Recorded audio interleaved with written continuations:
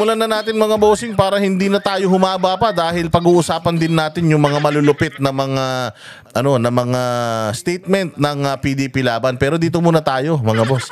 Dito muna tayo kay Pangulong Bongbong, ang pinaka-abnoy na Pangulo ng Pilipinas.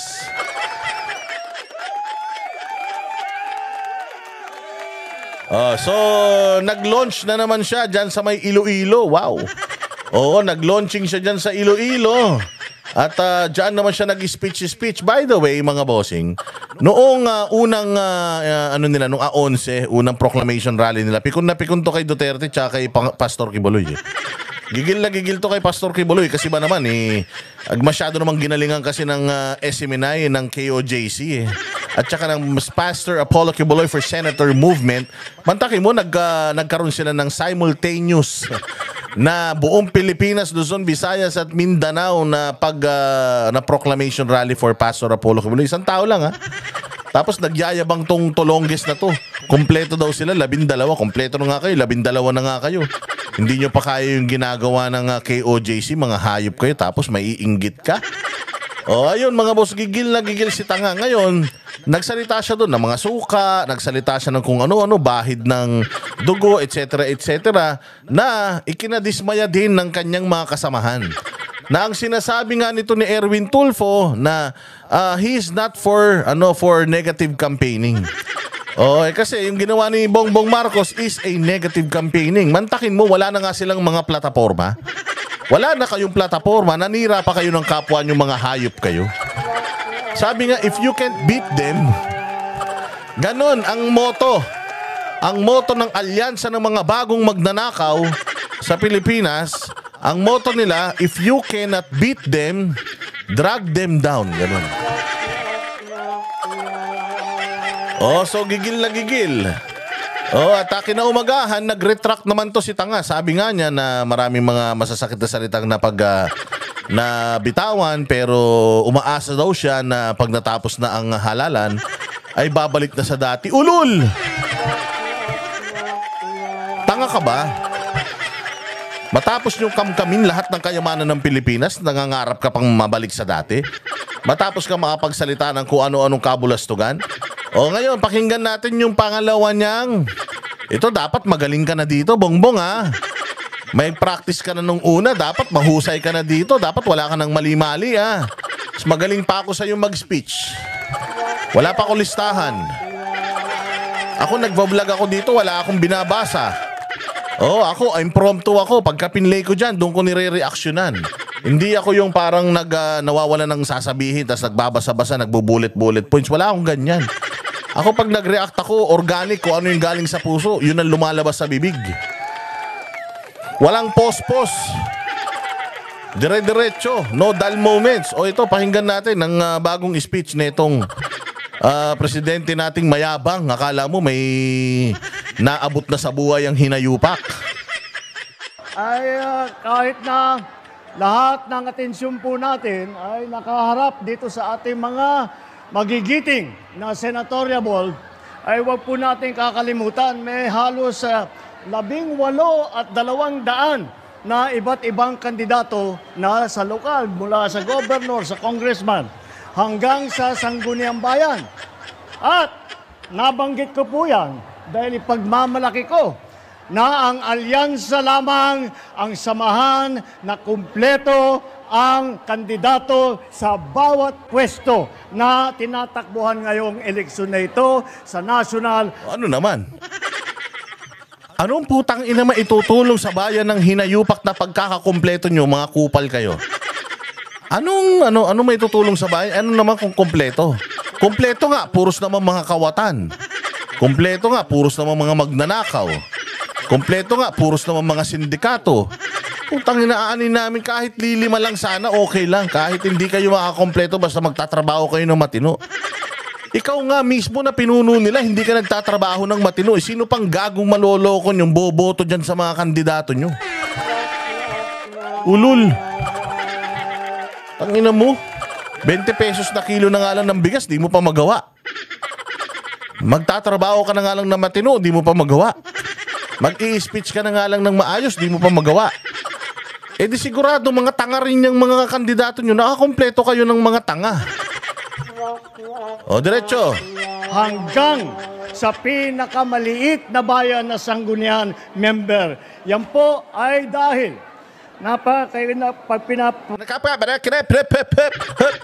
Hoy, tang inat niyan. Simula pa lang eh. Tarantado ka. Simula pa lang nagdubidap-dap ka na naman, nag-alamano ka na naman. Ano yun? Tinatakbuhan ngayong eleksyon na ito sa national hanggang sa pinakamaliit na bayan na Sangguniang member. Ayos. Yan po ay dahil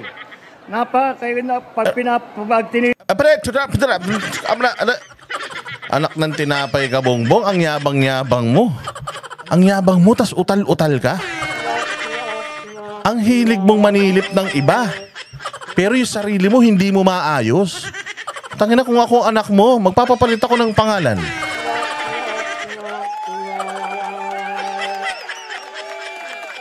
Member.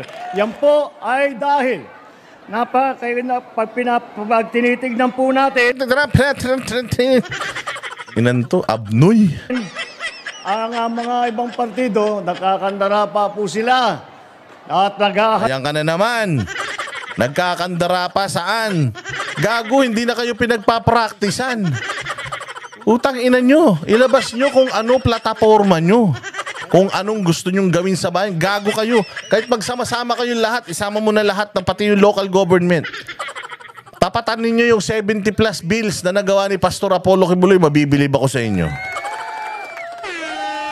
Pag nagawa niyo yun, magaling kayo. Tarantado ka ba? Tingnan mo nga yung mga kasama mo pag nagsasalita dyan, ni walang mga plataforma, ni hindi alam kung anong mga gagawin.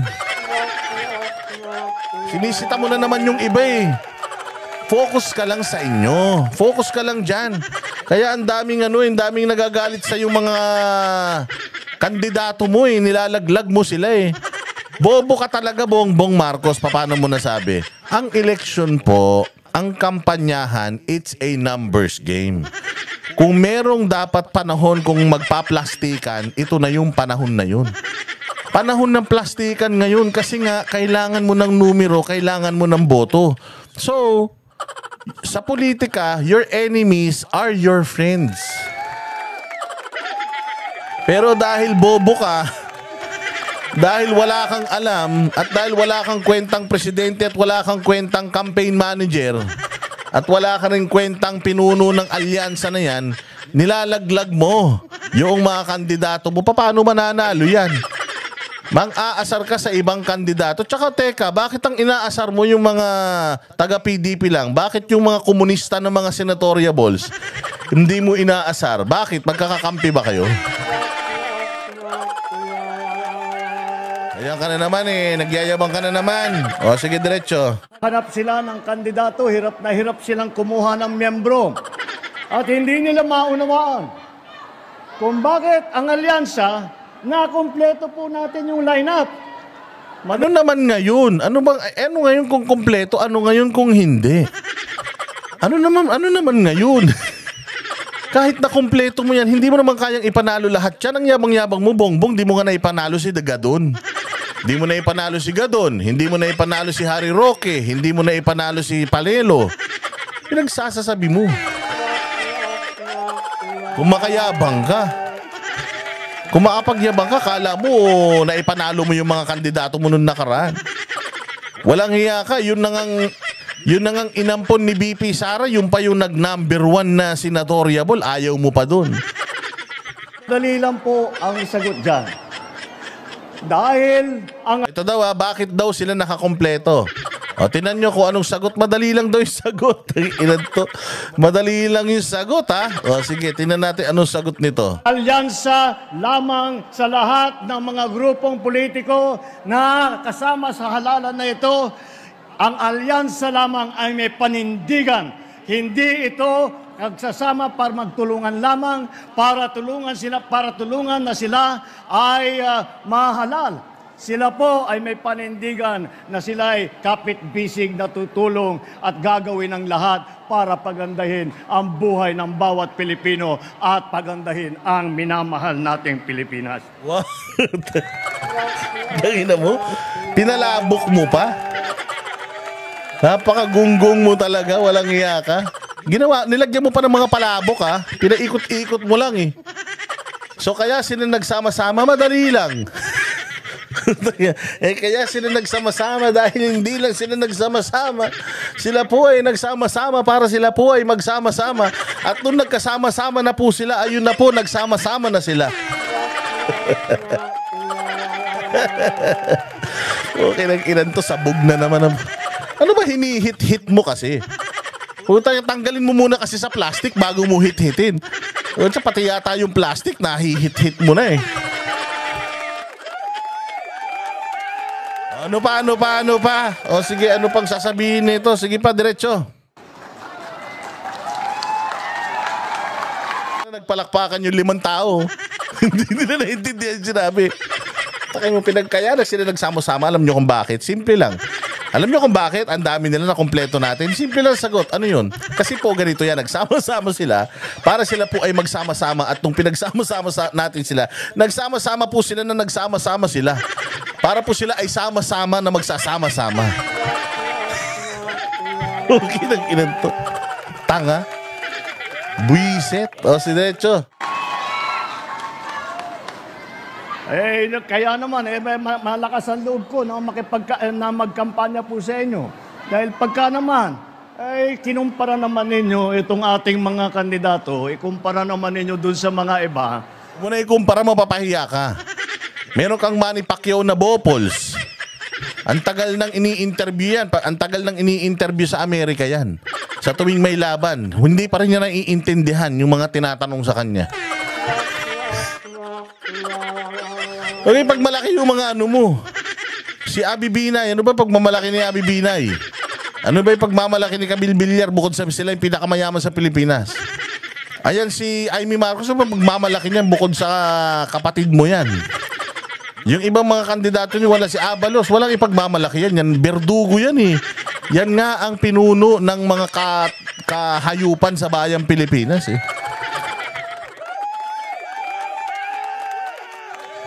Si Tito Soto, mayroong Pepsi Paloma. Hindi naman kasama si Tito doon, kayo talaga. Oh, si Erich. Tangina naman, durugas ng identity, swindler, scammer. Tangina nyo, wag kayo magmalaki sa amin. Sige, diretso. Ay wala tayong masasabi na hindi mo masasabi na kahit isa. Ano? Wala tayong masasabi na hindi mo masasabi. Anak ng tinapay ka talaga, Bongbong. Ewan ko sa'yo kung saan ka nag-aral talaga. Sige, wala daw siyang masasabi na hindi mo masasabi. Sige. Sa kandidato sa kanila ay mas magaling sa kahit sino sa kandidato natin para sa Senado. Uy, gago, Marcoleta. Pastor Apollo Kibuloy. Executive Secretary Vic Rodriguez. Tartado ka. Sigurado ka dyan, Bongo, Bato de la Rosa? Sigurado ka? Tangina, sinong kandidato mo si Lito Lapid? Gago, kahit yung magpipisbol sa amin dyan sa baba, mas magaling pa kay Lito Lapid eh. Ano sinasabi mo, wala mas gagaling kay Lito Lapid? Tangina, parang ang manikin lang yan dyan sa ano eh. Parang ang mantakin mo, naka-6 na taon na si Lito Lapid, hindi ko siya, mas madalas ko pa siyang nakita sa ang probinsyano. Kaysa dyan sa Senado, pinagsasasabi nito. Talinong-talino ka kay Lito. Si Lito Lapid, mas matalino talaga sa yun, Bongbong. Mas matalino sa si Lito Lapid, naniniwala ako. Pero si Lito Lapid, ikukumpara mo dun sa kabila. Tangina, ang katapat nun dun si Ipe. Mas marami ng best actor si Ipe kaysa sa kanya 27 best actor na si Ipe. Kaba? Nagsasasabi nito ni Bongbong. Diretso. Kung kikilatisin natin, pagkikilatisin natin ng isa't isa ang ating mga kandidato, napakatingkad po, napakaganda po, at napakatibay ang kanilang kakayahan. Nakita mo si Tito Soto, tinan mo tsura. Puta, banas na sa'yo si Tito. Ang dami mo daw sinasabi. Wala ka naman daw kwentang speaker. Ayun o, si Erich, ang lungkot na o. Si Bong Revilla, sabi ni Bong Revilla, putang ina, dapat lumayas na ako dito. Tangina, nadadamay ako sa kupal na ito. Ayun o, si Erich, putya, si Benhar Abalos, sabi ni Benhar, putang ina. Talo na naman ako, ilang beses na ako natatalo. Walang hiya naman talaga oh. Sila po ang mga pambato natin at sila ay magdadala ng pagbabago. Sila ang magdadala. No, ano ba talaga? Putang ina, magdadala, magbabago, magdadala. Ano ba talaga, Bongbong kasi? Ba't ba kasi pinahihirapan mo sarili mo? Ano yung totoo? Yung totoo, ulitin natin. At sila ay magdadala ng pagbabago. Sila ang magdadala ng kapayapaan. Ano ba talaga? Putang ina, magdadala ba ng pagbabago, ng kapayapaan? Puta, paano magdadala ng kapayapaan niya? Puro katarantaduhan ginagawa mo. Puros kabulastugan, kahayupan yung ginagawa mo. Puros sama ng loob yung lumalabas sa bibig mo. Walang kapayapaan sa ganyan, Bongbong. Dito sa Pilipinas. Ngayon, pinagsama-sama natin ngayon. Yun, lahat itong napakagaling na mga kandidato para sa Senado. Na magaling na magnanakaw. O magaling na ay nakaka-impress talaga ang kanilang pinagsama-samang lakas. Dahil po, unang-una, tignan po natin ang ating mga kandidato. 8 po sa kandidato natin ay naging senador na. 8 na naging senador na wala silbi. Ibig sabihin, wag na natin bigyan ulit ng pagkakataon. Naging senador na, wala naman nagawa. Wag na natin bigyan ulit ng panibagong panahon para makapangulimbat pa yung mga yan. Bago na ang bagong Pilipinas nga, dapat bago. Sa lahat naman ng bagong Pilipinas, puro luma naman yung kandidato mo. Yung nyo pa lang slogan nyo pa lang fake news na slogan nyo pa lang, kabobohan na Bagong Pilipinas, tas lumang kandidato. Paano magkakaroon ng bagong Pilipinas sa mga lumang kandidato?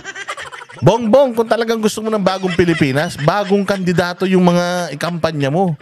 Hindi yung mga luma. Nandito po, Senator Cayetano, Senator Lacson, Senator Lapid. Ang lulungkot na nila Puta, si Pacquiao Sabi ni Pacquiao, putang ina to, magnanakaw to Magnanakaw to, nagmamartial law to Tapos, ba't ba nandito ako? Alam mo kung bakit, Manny? Ang ina kasi wala kang paninindigan. Si Lito Lapid, pucha, inaantok na Sabi ni Lito Lapid, tangina, nabisto yung anak ko Nabisto yung anak kong membro ng sindikato ni Reysa Ontiveros gumaganon si Tolentino naman, sabi niya. Kita mo yung damit ni Tolentino, isang blue, yung kalahati, pula. Yan yung personality niya political butterfly yan Pero itong mga babae, bayanan natin yan.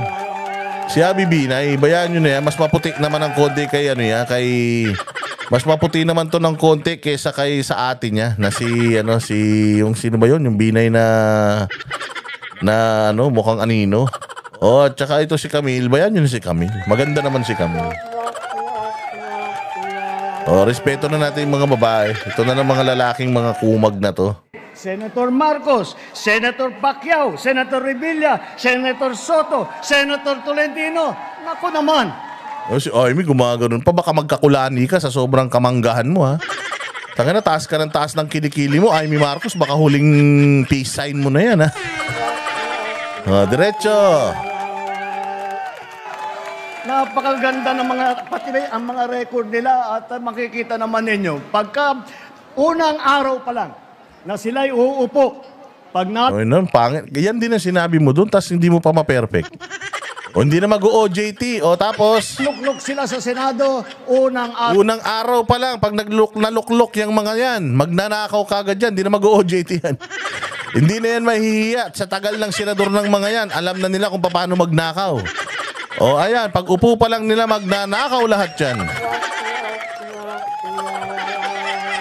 Tulad yan, si Lacson.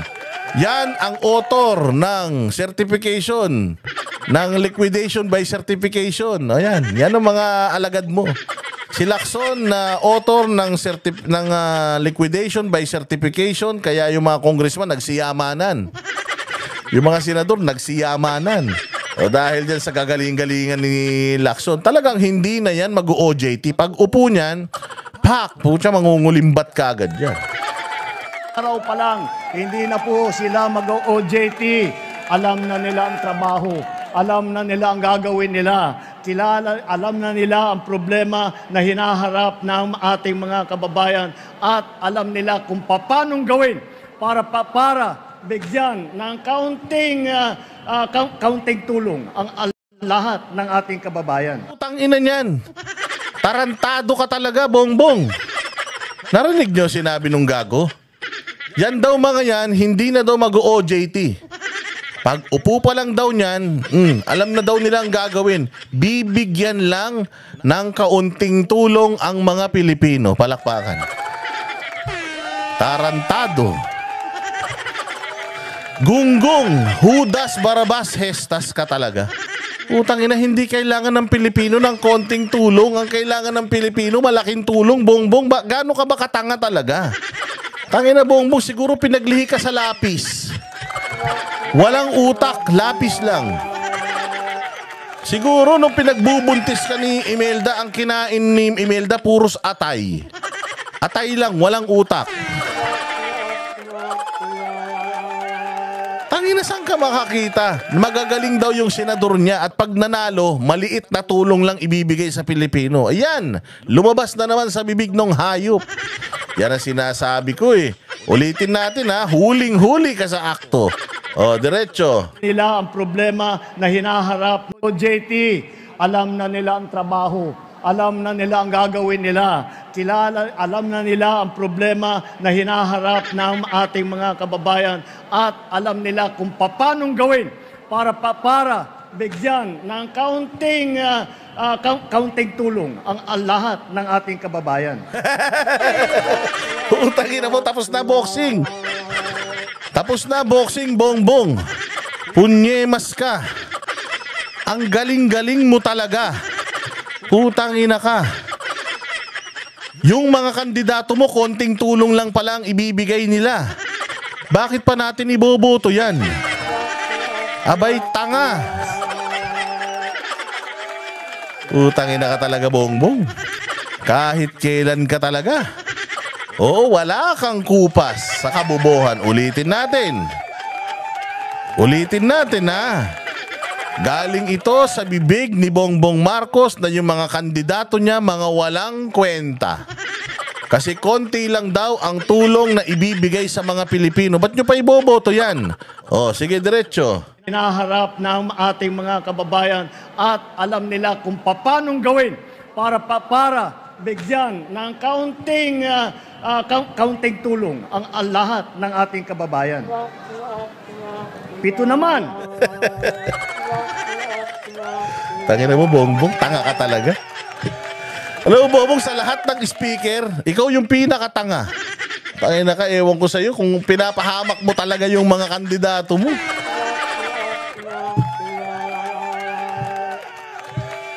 Pahamak ka talaga. Oh, sobrang pahamak mo. Talaga naman, Diyos ko po.